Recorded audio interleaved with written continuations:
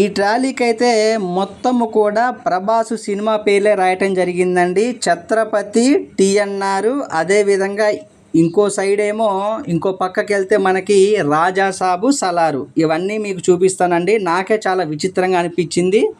ఈ అన్న అయితే డార్లింగ్ ప్రభాస్కి వీరాభిమానంట. ట్రాలీ మొత్తం కూడా సినిమా పేర్లతో అయితే నింపడం జరిగిందండి. రాజాసాబు, సలారు ఇటువైపు చూసారుగా ఈ పేర్లు, అటువైపు ఏమో ఛత్రపతి. అసలు మామూలుగా లేదండి.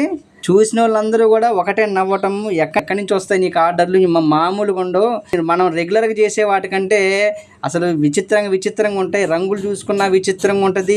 లేదంటే పీకుడు పోస్టులు అంటావు, ఓపెన్ పోస్టులు అంటావు, ఇంకా ఏదో అంటావు, టిప్పర్ మాల్ అంటావు, ఇవన్నీ అంటావు. అసలు మనం చేసే మాల్లకి నువ్వు చేసే వాటికి చాలా తేడా ఉందన్న. భలేగా ఉన్నాయని అందరూ కూడా వర్కర్లు నవ్వారండి. అయితే ఇది ఎవరికి వెళ్తుంది, ఆ అన్న పేరేంటి, ఆ అన్నది ఏ ఊరు, అవన్నీ కూడా ఒక పెద్ద వీడియోలో అయితే చేసి పెడతానండి. ఈ లోపైతే ఇప్పుడు నేను పైన చూపిస్తున్నా కదా, జాండీ రంగులో ఉన్నటువంటి ఒక పాత ట్రాలీ, అదైతే మనం వీడియో పెట్టలేదండి. అదైతే అమ్మకానికి ఉంది. కావాలంటే దాని గురించి కూడా నాకు ఫోన్ చేయండి. అదే విధంగా కింద తెలుగు అక్షరాలతో రాసా కదా రైతు ట్రాలీ అమ్మబడినని, దాని మీద అయితే ఇట్లా వేలు పెట్టి నొక్కండి.